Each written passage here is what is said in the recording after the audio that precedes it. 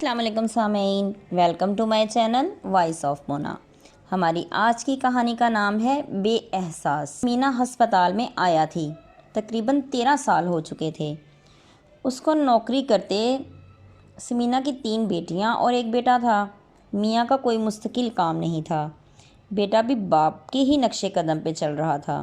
سمینا نے خود ہی سارے گھر کا خرچ اٹھا رکھا تھا۔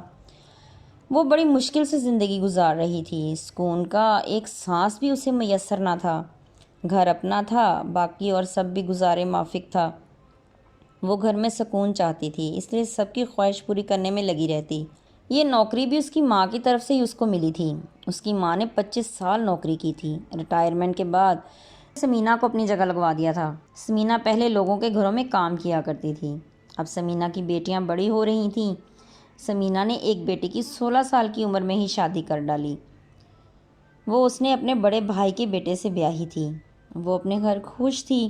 دوسری 2 ابھی چھوٹی تھیں۔ وہ روز جاتی، شام کو گھر آتی۔ میاں کبھی کام کرتا، کبھی نہیں کرتا۔ کوئی بیٹا بھی سارا دن آوارہ پھرتا۔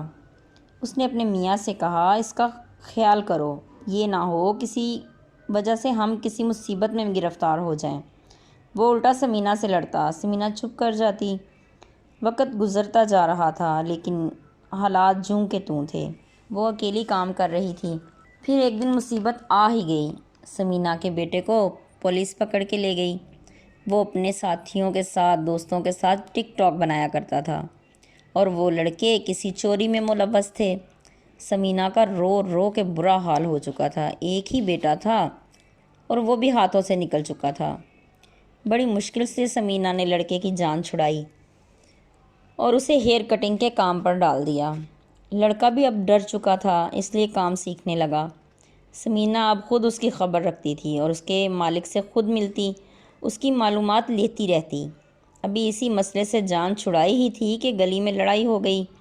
سمینا کے شوہر نے کسی کا سر پھاڑ دیا۔ پھر پولیس کیس بن گیا۔ سمینا نے پیسے دے کر بڑی مشکل سے پھر جان چھڑائی۔ سمینا نے صاف انکار کر دیا، کام کرو گے تو گھر میں رہو، ورنہ جدھر مرضی چلے جاؤ۔ سمینا نے شوہر کے لیے بھی کام کا پتہ کیا اور اسے بھی کام پر لگوا دیا۔ وہ بھی جانے لگا۔ دوسرے تیسرے دن سمینا کام سے آئی تو سب سے چھوٹی بیٹی گھر میں نہ تھی۔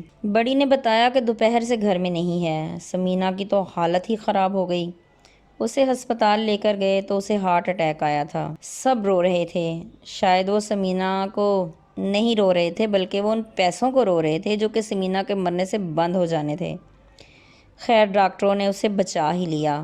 سمینا کی بیٹی گھر سے بھاگ گئی تھی۔ سمینا کا دل بہت پریشان تھا، لیکن اب وہ کیا کر سکتی تھی؟ بہت ڈھونڈنے کے باوجود بھی وہ اس کو نہیں ملی۔ پولیس کیس کے چکروں میں وہ پڑنا نہیں چاہتی تھی، اس لیے صبر کر کے خاموشی سے گھر میں بیٹھ گئی۔ جیتے رہیے، خوش رہیے۔ ملتے ہیں اگلی کہانی کے ساتھ۔